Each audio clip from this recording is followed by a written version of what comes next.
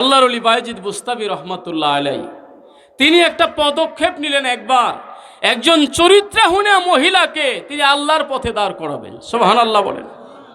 Target নিলে অনেক কিছুই করা যায়, চেষ্টা আমাদের থাকতে হবে। চেষ্টা যদি থাকে, সাধনা যদি থাকে, সফলতা দিবে কে? ওয়াল্লাযীন জাহাদু ফীনা লানাহদিয়ান্নাহুম সুবুলানা ওয়া ইন্নাল্লাহা লামাআল মুহসিনিন। আল্লাহ রাব্বুল আলামিন বলেন, আমাকে পাওয়ার জন্য যারা জিহাদ করবে, সাধনা করবে, চেষ্টা করবে, আমার পথে অগ্রসর হবে, আমার দিন কায়েমের জন্য যারা চিন্তা চেতনা করবে, যাদের দিবানিশি চিন্তা চেতনা এইটাই হবে, আমি আল্লাহ আমাকে পাওয়ার জন্য তাদের পথটা আমি সহজ করে দিব। সুবহানাল্লাহ বলেন।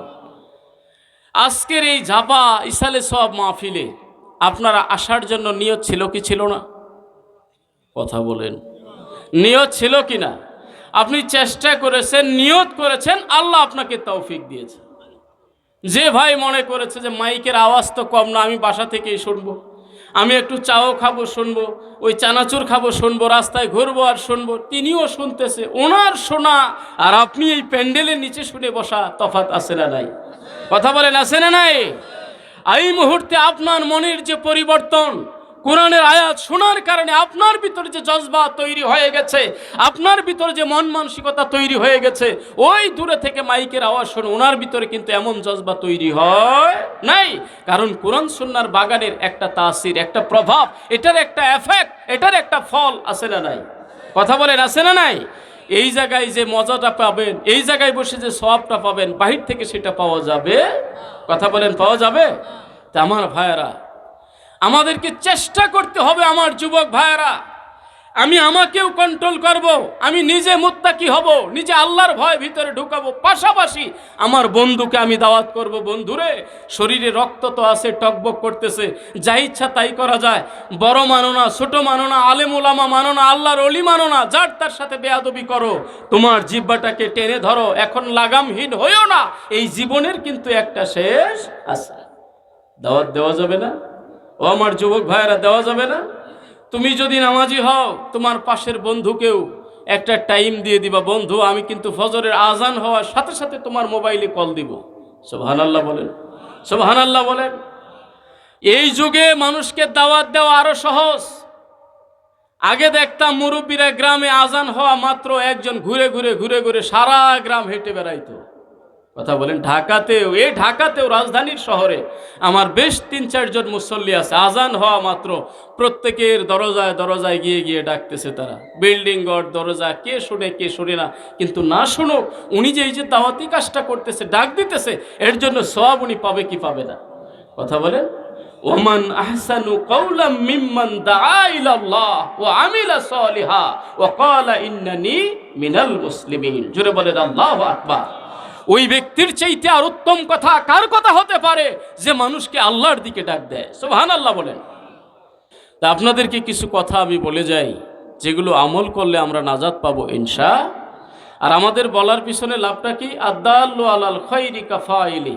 ভালো কাজের যে ব্যক্তি ডিরেকশন দেয়, একজন মানুষকে উপদেশ দেয়, উপদেশ দেওয়ার পরে কেউ যদি ওই কাজটা করে, যিনি উপদেশ দিল, যিনি উৎসাহ দিল, সমপরিমাণ সওয়াব রব্বুল আলামিন তার আমল নামায় দিয়ে দিবে। সুবহানাল্লাহ বলেন। তা আমার যুবক ভাইয়েরা, এই মোবাইল নিয়ে, ফেসবুক দিয়ে আমরা তো দেখি ভাই, চোখ তো বন্ধ থাকে না। একটু গাড়িতে উঠলে পাশের সিটের যে ভাই, সামনের সিটের যে ভাই, ডানে বামে থাকেই তো কেউ না কেউ। যতক্ষণ সময়, মাঝে মাঝে দেখেন নাইটের গাড়িতে উঠি, তবুও মোবাইল হাতে, সারাটা রাত গাড়ি চলতেছে, মোবাইল তার হাতেই আছে। কি দেখতেছে কি না দেখতেছে, আমি বলবো ভাই, এই যে তুমি চোখ তাকিয়ে ওইদিকে দেখলা, হাত দিয়ে টাচ করলা, যদি বিষয়গুলো এমন হয়, শরীয়ত যেটাকে সাপোর্ট করে না, অশ্লীল ছবি, অশ্লীল কর্মকাণ্ড তুমি চোখ দিয়ে তাকায় দেখলা, এই চোখের হিসাব আল্লাহর কাছে দিতে হবে কি হবে না? জবান খুলে বলেন, দিতে হবে কি হবে না? সরাসরি একটা বেগানা মহিলার দিকে ডাইরেক্ট তাকায় দেখলেও যে পরিমাণ গুনাহ, মোবাইলে এনে কেউ যদি এরকম তাকায় দেখে সম পরিমাণ গুনাহ, এতে কোনো কম বেশি হবে বলেন কেউ আছে কোনো কম বেশি? আমার যুবক ভাইয়েরা, তুমি খেয়াল করো। হয়তো অনেকেই মনে করবেন আমি তো গোপনে দেখতেছি, কেউ দেখে না। ঘরের দরজা বন্ধ করে দিয়েছি, আমার মাও জানলো না, আমার বাবাও জানলো না, পাড়া প্রতিবেশী কেউ জানলো না। শীতের দিন তুষকের বিছানা, উপরে ল্যাপ কম্বল, লেপের নিচে দিয়ে মোবাইলটা দেখতেছি, পৃথিবীর কেউ দেখলো না।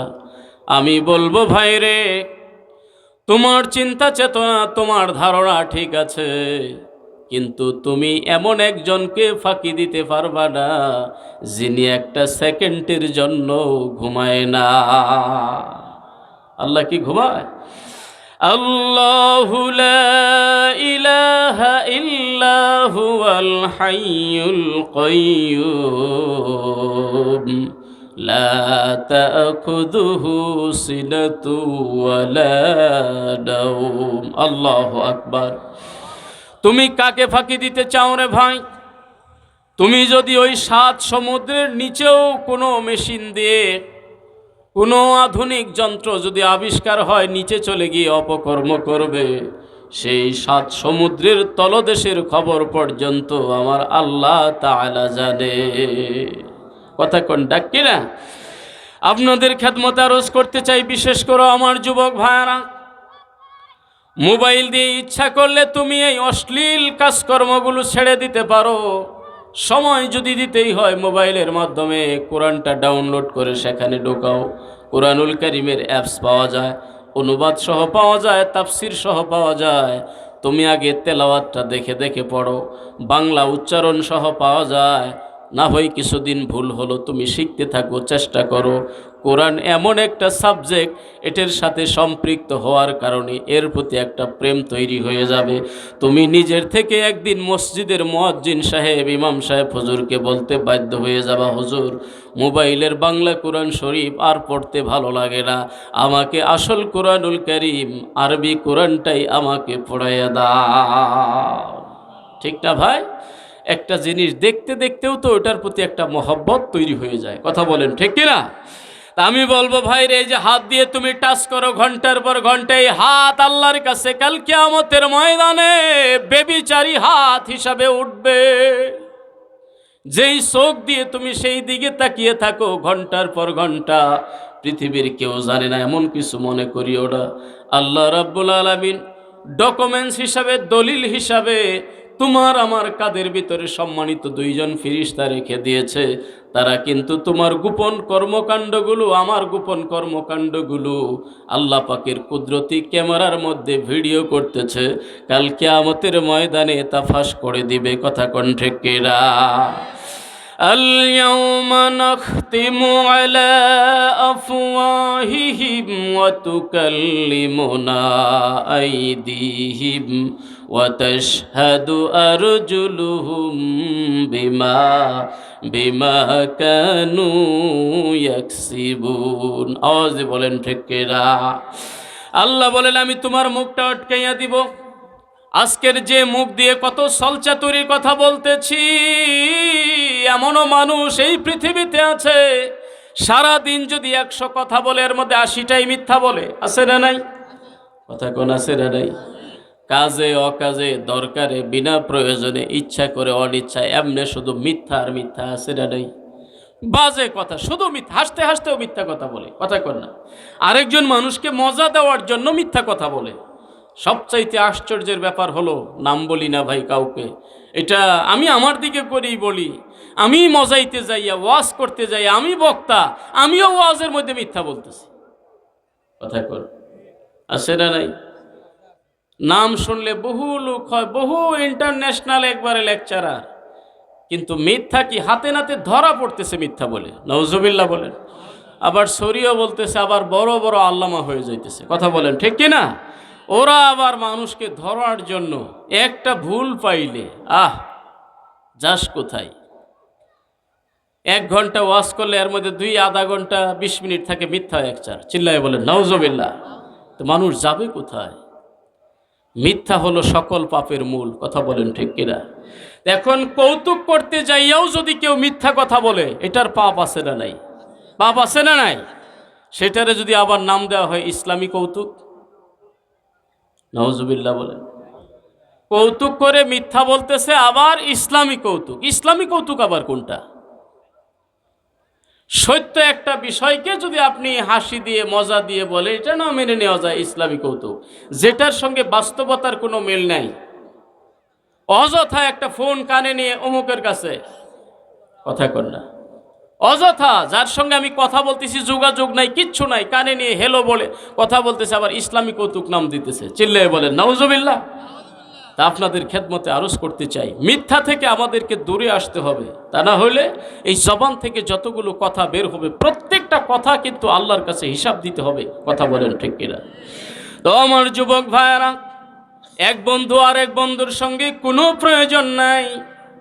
আছেন আপনার এই এলাইগঞ্জে, রাখালগঞ্জে, ফোন দিয়ে বন্ধু জিজ্ঞেস করে, বন্ধু তুমি কোথায় আছো?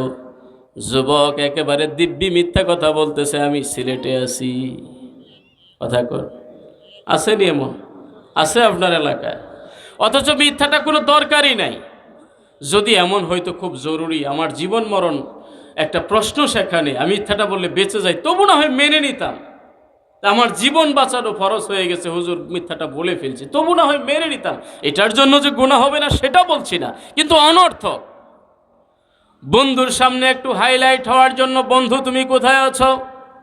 এইমাত্র বিমানে ঢাকায় এসে নামলাম। বন্ধু তুমি কোথায় আছো? চিটাগাং।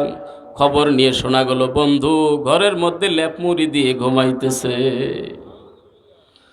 আমাদের পরিচিত এক বন্ধু, ওনার বাসা হলো ঢাকা আইজি গেট ফরিদাবাদে। আরেক বন্ধু ওনারা যাইয়া কিছু টাকা পাবে শুধু। চিন্তা করেন, কিছু টাকার জন্য মানুষ কি করতেছে আজকাল। বন্ধু বাসার কাছে যাইয়া ফোন দিছে ফরিদাবাদ, যে বন্ধু আপনি কোথায় আছেন?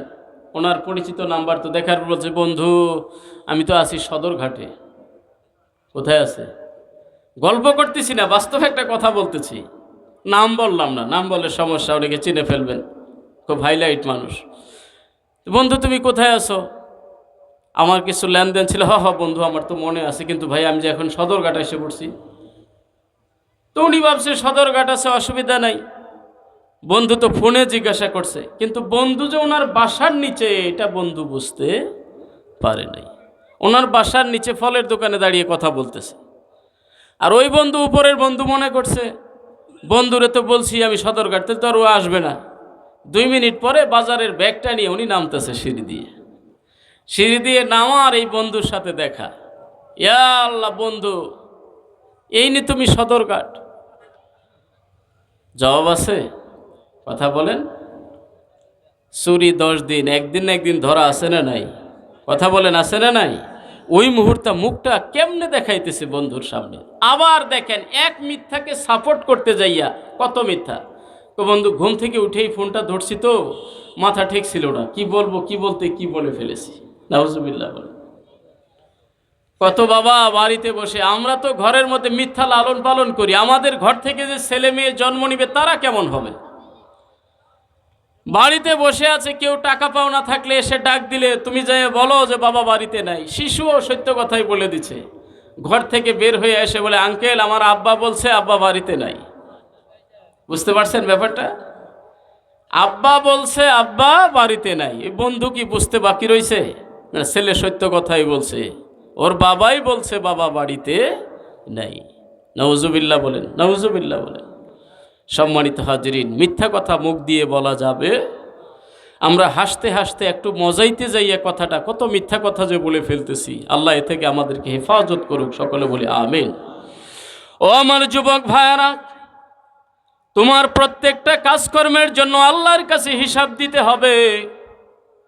ধনী হোক আর গরিব হোক, ঋণ করে হোক আর সুদের পরে টাকার নিয়ে হোক, বাবা কিনে দিতে পারুক আর না পারুক তাতে কোনো আসে যায় না। প্রত্যেকটা ছেলের বায়না হলো মোটামুটি ক্লাস 8-9-এ উঠলেই টাচ মোবাইল কিনে দিতে হবে। কথা কোন ঠিক কিনা? আমি বলবো আমার যুবক ভাইয়ারা, তোমার বাপের উপরে এই চাপটা দিও না। আর যেই বাবারা স্বাবলম্বী আছেন, মোটামুটি সচ্ছল আছেন মোবাইল কিনে দেওয়ার মতো, তবু আপনি ছেলেকে এই মোবাইলটা কিনে দিবেন না। ওর চাইতে লাগলে 2-1 ডজন কিতাব কিনে দেন, কোরআন হাদিসের বইগুলো কিনে দেন। আল্লাহর ওলিদের জীবনী কিনে দেন, সাহাবীদের জীবনী কিনে দেন, আম্বিয়া কেরামের জীবনী কিনে দেন, বই পড়তে অভ্যস্ত করেন। তাহলে এই ছেলেগুলো বইমুখী হবে, বইমুখী হলেই ঘরমুখী হবে, ঘরমুখী হইলেই মা বাবার কথা মতো চলবে। কথা কোন ঠিক কিনা? আমার ভাইয়ারা, আপনি যদি কারণ হিসাবে দাঁড় করাইতে চান আজকের এই যুব সমাজ ধ্বংসের পিছনে কারণ কি, আমার এই ক্ষুদ্র জ্ঞানে, আমার এই ছোট্ট বয়সে আমি যতটুকু অভিজ্ঞতায় পেয়েছি, বর্তমানের জন্য যুবক সমাজ ধ্বংস হওয়ার এক নাম্বার কারণ হলো মোবাইল। কি বলেন? আপনারা একমত আছেন? যুব সমাজ ধ্বংস হওয়ার পিছনে এক নাম্বার কারণ হলো মোবাইল। হ্যাঁ ভাই, মোবাইলের কোনো দোষ, কথা বলেন। আমার অনেক ওয়াজ আমি এই কথাগুলো বলে থাকি, কোনো আবিষ্কৃত যন্ত্রেরই কোনো দোষ, আমি যেভাবে ব্যবহার করব ঠিক সেইভাবেই ব্যবহার হবে। এই মোবাইল দিয়ে মানুষের উপকার হয় কি হয় না? কথা বলেন না। একেবারে ম্যাথমেটিক্স, অঙ্ক কষা থেকে শুরু করে নিয়ে ব্যবসা বাণিজ্য চাকরি সব খবর এখানে আপলোড পাওয়া যায়, দৈনিক পত্রিকাগুলো এখানে পড়া যায়, কোরআন সুন্নাহর এলেম এখান থেকে নেওয়া যায়। কত উপকারী বিষয় এটার সাথে জড়িত আছে, কিন্তু আপনি যে বেছে নিয়েছেন একটাই।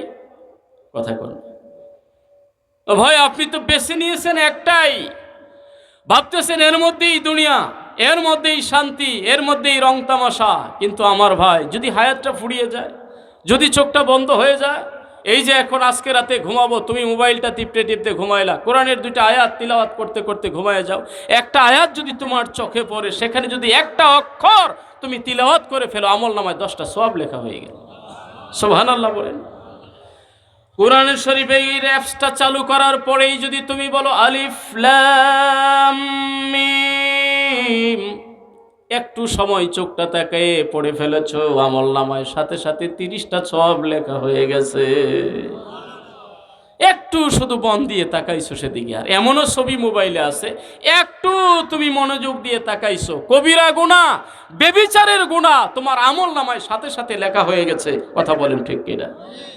এই জন্য বলবো ভাইয়ারে, রাতের আধার হোক, ঘরে লেপের নিচে হোক, আর কম্বলের নিচে হোক, আর পানির নিচে যায় হোক, বিল্ডিংয়ের দরজাগুলো আবদ্ধ করে হোক, যখন যেখানেই থাকি না কেন, সবসময় চিন্তা করব, একটা কথা মনে আনবো, আর কাউকে ভয় করি আর না করি, আর কারোর চিন্তা করি আর না করি, আমি যেখানেই থাকি, আলোতেও যেমন আমাকে দেখেন, অন্ধকারেও যেমনি আমাকে দেখেন, তিনি হলেন একমাত্র আল্লাহ। সুবহানাল্লাহ। এই জন্য আল্লাহ রাব্বুল আলামিন কুরআনুল কারীমের সূরাতুল আহজাবের 70 নম্বর আয়াতে পৃথিবীর প্রত্যেকটা মুমিন মুসলমানকে সতর্ক করে দিয়ে আমার আল্লাহ বলেন, ইয়া আইয়ুহাল্লাযীনা আমানুত্তাকুল্লাহ ওয়া কুলু কাওলান সাদীদা। জোরে বলেন মারহাবা। ও মুমিন বান্দারা, তোমরা ভয় করো আল্লাহকে। সুবহানাল্লাহ বলেন। কথা বলেন একটু, কাকে ভয় করব? কাকে ভয় করব? মুমিনদেরকে বলতেছেন। বিষয়টা একটু খেয়াল করবেন আপনারা। কোন ফাসিক, ফুজ্জার, বেদিন, বেঈমানকে আল্লাহ বলেন নাই। যার ঈমান আছে, আল্লাহতে যিনি বিশ্বাসী, তাকেই বলতেছে আল্লাহ ভয় করার জন্য। সুবহানাল্লাহ বলেন। সম্মানিত হাজিরিন, কারণটা হলো দেখেন, ঈমানদার ব্যক্তিকে আমার আল্লাহ সবচেয়ে ভালোবাসে। আপনি লাখপতি কিনা, আপনি কোটিপতি কিনা, আপনি জমিদার কিনা, তালুকদার কিনা, চৌধুরী কিনা, ভুইয়া কিনা, মণ্ডল কিনা, আমার আল্লাহর কাছে এগুলো কোনো পরিচয় না।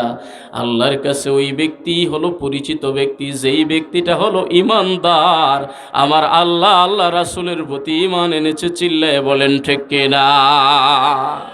তো ওই ইমানদারদেরকে আল্লাহ বলতেছেন ইত্তাকুল্লাহ, তোমরা আমি আল্লাহকে ভয় করো। সুবহানাল্লাহ বলেন। আল্লাহকে যে ভয় করে সেই তো আল্লাহওয়ালা, আল্লাহকে যে ভয় করে সে তো আল্লাহর পথে জীবনটা লেলিয়ে দেয়। আল্লাহকে যে ভয় করে সে কখনো ব্যবসা করতে যাইয়া মালে মানুষকে কম দেয় না। আল্লাহকে যে ভয় করে সে কখনো চাকরি করতে যাইয়া ফাঁকি দেয় না। এই জন্যই দেয় না, আমি হয়তো সরকারের চোখ ফাঁকি দিতে পারবো, রাষ্ট্রের চোখ ফাঁকি দিতে পারবো, যেই মালিকের আন্ডারে আমি চাকরি করি ওই মালিকের চোখ আমি ফাঁকি দিতে পারবো, কিন্তু একজনের চোখ আমি ফাঁকি দিতে পারবো না। তিনি হলেন আমার আল্লাহ, যিনি আমার পালনেওয়ালা। সুবহানাল্লাহ বলেন। আমাদের পালনেওয়ালাকে আওয়াজ দিয়ে বলেন, পাল্লেওয়ালা। আমরা তো স্বীকৃতি দেই কিন্তু ভুলে যাই আলহামদুলিল্লাহি রব্বিল আলামিন। আল্লাহু আকবার। নামাজে দাঁড়িয়ে স্বীকৃতি দেই প্রতিদিন 5 ওয়াক্ত নামাজের যত ফরজ, যত সুন্নত, যত ওয়াজিব, যত নফল নামাজ রয়েছে, দাঁড়িয়ে বলি আল্লাহ তোমার শুকরিয়া, তুমি তো আমার পালনেওয়ালা, তুমি তো জগৎ সমূহের পালনেওয়ালা। সুবহানাল্লাহ। পালনেওয়ালা কে? আওয়াজ দিয়ে বলেন কে? পালনেওয়ালা একমাত্র আল্লাহ। এই ঈমান আমাদের আছে না নাই? আমাদের রিজিক কে দেন? হায়াত কে দেন? ইজ্জত কে দেন? বড় কে বানান? ছোট কে করে দেন? এই ঈমান আমাদের আছে না নাই? ঈমানদারকে আল্লাহ বলতেছেন ইত্তাকুল্লাহ, তোমরা আল্লাহকে ভয় করো। আল্লাহর ভয় যদি কোনো বান্দার দিলে সেট হয়ে যায়, ওই ব্যক্তি তখন ডানে তাকায় না, বামে তাকায় না, অশ্লীল কোনো কিছুর দিকে তাকায় না। কারণ তাকানোর আগে তার চোখের মধ্যে একটা পর্দা এসে যায়, তার বডির ভিতরে একটা পর্দা এসে যায়, হাতের মধ্যে একটা কন্ট্রোলিং পাওয়ার এসে যায়। কারণ কি ভাই জানেন? ও বডি, ও দেহ, ও হাত, ও পা, তুমি কোন দিকে যেতে চাও?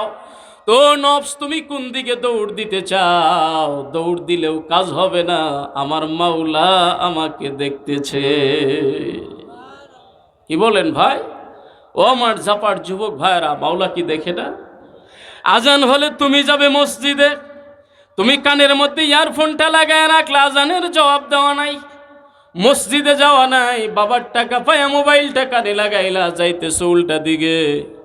এই জমিনটা পর্যন্ত তোমার আমার জন্য একটা সাক্ষী হয়ে যাইতেছে।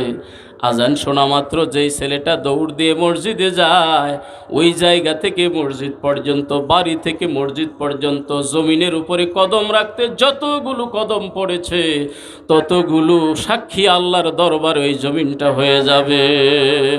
সুবহানাল্লাহ বলে। তা আমার ভাইরা, আমরা ভয় করব আল্লাহকে। আল্লাহ ঈমানদারকে বললেন তোমরা ভয় করো কাকে? আল্লাহকে। পাশাপাশি ব্যক্তির তাকওয়া আছে না নাই, ব্যক্তি ঈমানদার কিনা, এটার পরিচয় পাওয়া যাবে তার কথার মধ্য দিয়ে, যদি লোকটার কথা হয় সত্য কথা। সুবহানাল্লাহ বলেন। মুমিনদেরকে আল্লাহ বলেন ওয়াকুলু কওলান সাদীদা, ও মুমিন তুমি একেবারে 100% সঠিক কথা বলো। কাউলে সাদিদ বলতে ওই কথাকে বলা হয়েছে, কিছু সত্য কথা যেমন আমরা রসিকতা করে বলি, একটু রস লাগায়ে বলি, একটু ঘুরায় পেঁচায় বলি, এমন কথা কৌলে সাদিদ না। যেটা একেবারে বক্র কথা, তিক্ত কথা, কথা বললে গায়ে আগুন লেগে যায়, এমন সত্য কথার নাম হলো কৌলে সাদিদ।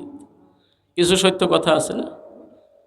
কথা কর না, যেই সত্যের মধ্যে কোনো রসিকতা নাই, একেবারে তিক্ত কথা কিন্তু সত্য, ওই সত্যটার নাম হলো কৌলুস সাদিদ। সম্মানিত হাজী, মুমিন সবসময় কথা বলবে এমন সত্য কথা। কারণ জবান থেকে যেই কথাটা তুমি বললা, এই কথাটা হিসাব করে বলার দরকার আছে না নাই? কথা বলেন। বিশ্ব নবী রহমাতুল্লিল আলামিন নবী মুহাম্মদুর রাসূলুল্লাহ সাল্লাল্লাহু আলাইহি ওয়াসাল্লাম হাদিস শরীফে ইরশাদ ফরমান, ও আমার উম্মতেরা, তোমরা যদি দুইটা জিনিসের জামিনদার হতে পারো, সুবহানাল্লাহ বলেন। একটা হলো এই যে তোমার দুই চোয়ালের মধ্যবর্তী জায়গা জিহ্বা অর্থাৎ জবান, এই যে মুখ জিহ্বা, যেটা দিয়ে আমরা বয়ান করি, ভাষা দিয়ে মানুষকে বোঝাই, আমরা কৌতুক করি, মিথ্যা বলি, গালিগালাজ করি, একই জিহ্বা দিয়ে কথা কন। এমনও মানুষ পৃথিবীতে আছে, মসজিদে যাইয়া কত আল্লাহ বিল্লাহ, কোরআনের তেলাওয়াত, কত সুন্দর বচন ভঙ্গি, কিন্তু মসজিদ থেকে বের হইলেই অকথ্য ভাষায় এই জবান দিয়ে মানুষকে গালিগালাজ করে, আছে না নাই? কথা কোন আছে না নাই? তা আমার ভাইয়ারা, আমার নবী বললেন, আজ থেকে 1450 বছর আগে একটা প্রেসক্রিপশন দিয়ে গেলেন, আমার উম্মতের, আরে তোমরা যদি তোমার এই দুই চোয়ালের মধ্যবর্তী জায়গায় জবানটাকে, এই ভাষাটাকে, এই জিহ্বাটাকে হেফাজত করতে পারো, আর এই দুই উরুর মাঝখানে এই যে তোমার লজ্জাস্থানটা রয়েছে, বুঝতে পারছেন তো? দুই উরুর মাঝখানে যে তোমার লজ্জাস্থানটা রয়েছে, এই যে তোমার গোপন অঙ্গটা রয়েছে, এটা যদি তুমি হেফাজত করতে পারো, এটার জিম্মাদার যদি তুমি হতে পারো, অর্থাৎ অপ্রয়োজনীয় কাজে ব্যবহার করো নাই, অশ্লীল কোনো কাজে ব্যবহার করো নাই। জবানটাকে এবং লজ্জাস্থানটাকে, দুইটাকে যদি তোমরা হেফাজত করতে পারো, জিম্মাদারি নিতে পারো, হে রাসূল, এই জবান কখনো অপকাজে ব্যবহার করি নাই, লজ্জাস্থান ব্যবহার করি নাই। আমার নবী বলে কাল কিয়ামতের ময়দানে ওই ব্যক্তির জন্য আমি নবী জান্নাতের জিম্মাদার হয়ে যাব। খালি যদি, ও যুবক, খুব চিন্তা ভাবনা করে তোমার হাত সামনে অভ্যাস করতে হবে, খুব চিন্তা ভাবনা করে তোমার পাটা সামনে অ্যাডভান্স করতে হবে, কারণ প্রত্যেকটা মুহূর্তের খবর কিন্তু আমার আল্লাহ জানে। কথা বলেন ঠিক কিনা? এই জন্য আল্লাহ বললেন, আমার ইমানদার বান্দারা আল্লাহকে ভয় করো, পাশাপাশি তোমরা কাউলে সাদিদ, সত্য কথা বলো, হক কথা বলো, মিথ্যার দ্বারে পাশে তোমরা যাও না। তাহলে কি হবে দেখেন। সুবহানাল্লাহ বলেন, সুবহানাল্লাহ বলেন। সত্য কথা বলায় যদি আমরা অভ্যাসী হই, হকের উপরে থাকতে যদি অভ্যাসী হই, যদিও পথটা অনেক বিধুর পথ, কণ্টকাকীর্ণ পথ, কাঁটাযুক্ত পথ, এরপরেও যদি থাকতে পারি, আল্লাহ পাকের ঘোষণা, ইউসলিহ লাকুম আমালাকুম ওয়া ইয়াগফির লাকুম যুনুবাকুম। চিল্লায়ে বলেন আল্লাহু আকবার। আল্লাহ পাক তোমাদের আমলগুলো সংশোধন করে দিবেন। সুবহানাল্লাহ বলেন। সংশোধন কে করে দিবে? আল্লাহ। আল্লাহর দায়িত্বে আমাদেরকে সংশোধন করে দিবেন যদি আমাদের জবানটা আমরা পবিত্র রাখতে পারি। কথা বলেন ঠিক কিনা? শুধু তাই নয়, ইয়াগফির লাকুম যুনুবাকুম, এবং তোমাদের জীবনের সব গুনাহগুলো আবার আল্লাহ মাফ করে দিবে। মাফ চাই কার কাছে? আওয়াজ দিয়ে বলেন, কার কাছে? গুনাহ করেছি গোপনে, কেউ দেখে নাই, কেউ দেখে নাই, এমন চিন্তা করাই যাবে না। একজনে তো দেখতেছে, আবার গোপনেই তার কাছে ক্ষমা চাই। কিয়ামতের ময়দানে লক্ষ লক্ষ কোটি কোটি মানুষের সামনে ধরা খাওয়ার আগে গোপনে গোপনে চোখের পানি ছেড়ে দিয়ে যুবক ভাইরে আল্লাহর কাছে ক্ষমা চাই। তাহলে আল্লাহ ক্ষমা করবে কি করবে না? আল্লাহ সব গুনাহগুলো মাফ করে দিবে যদি আমরা চাওয়ার মতো মাফ চাইতে পারি আল্লাহর কাছে। কথা কোন ঠিক কিনা ভাই? বিশ্বনবী রাহমাতুল্লিল আলামিন নবী মুহাম্মদুর রাসূলুল্লাহ সাল্লাল্লাহু আলাইহি ওয়াসাল্লামের কাছে সাহাবায়ে কেরাম জিজ্ঞেস করেছিলেন, হুজুর, কোন জিনিসটা মানুষকে বেশি বেশি জান্নাতে প্রবেশ করায়? সুবহানাল্লাহ বলেন। এক নম্বরে নবীজি বললেন তাকওয়াল্লাহ। একটা হলো আল্লাহর ভয়, আর একটা হলো হুসনুল খুলুক, আর একটা হলো উত্তম চরিত্র। সুবহানাল্লাহ। দুইটা জিনিসের দাম খুব বেশি। একটা হলো তাকওয়া। তাকওয়া মানে কার ভয়? কথা বলতেছেন না আপনারা? আরে আল্লাহর ভয় মানে কি? সব সময়ের জন্য ব্যক্তি প্রস্তুত। আমি খেতে যাই তবু আমার আল্লাহ আছে, আমি খেলতে যাই তবু আল্লাহ আছে, ব্যবসা করতে যাই তবু আল্লাহ আছে, রাস্তায় আসি তবু আল্লাহ আছে, ওয়াজ করতে আসছি এখন আল্লাহ নাই? কথা কোন না? ওয়াজ করতে আসছি, আমাকেও হিসাব করতে হবে, আমাকেও কিন্তু আল্লাহ দেখতেছে আমি কোনো বার্গেনিং করলাম কি না। কোরআন সুন্নাহর কথা শোনাইতে যাইয়া এর মধ্যে আমার কোনো ঝামেলা আছে কি না, এর মধ্যে আমার কোনো টার্গেট ভিন্ন আছে কি না। যদি থাকে তাহলে আমাকে সংশোধন হতে হবে। কথা বলেন ঠিক কিনা? তা না হইলে ধরা আছে না নাই? কথা বলেন, আছে না নাই? তাকওয়া হলো এক নাম্বার ব্যক্তির জন্য। সাহাবায়ে কেরাম জিজ্ঞেস করলেন, ইয়া রাসূলুল্লাহ, ইয়া হাবিবাল্লাহ, কোন আমলটা, কোন অভ্যাসটা মানুষকে জান্নাতে প্রবেশ করায়? এক নম্বরে নবীজি বললেন কিসের কথা? তাকওয়াল্লাহ, আল্লাহর ভয়। আল্লাহ কুরআনুল কারীমে বললেন, ও আমার মুমিন বান্দারা, তোমরা ভয় করো আল্লাহরে। সুবহানাল্লাহ বলেন। আল্লাহর ভয় যদি প্রত্যেকটা মানুষের অন্তরে আমরা সেট করতে পারি, যদি এটা সেটিং হয়ে যায় প্রত্যেকটা যুবকের কলবে কলবে, অন্তরে অন্তরে, সমাজে অপকর্ম কমবে না বাড়বে? আওয়াজ দিয়ে বলেন, কমবে না বাড়বে?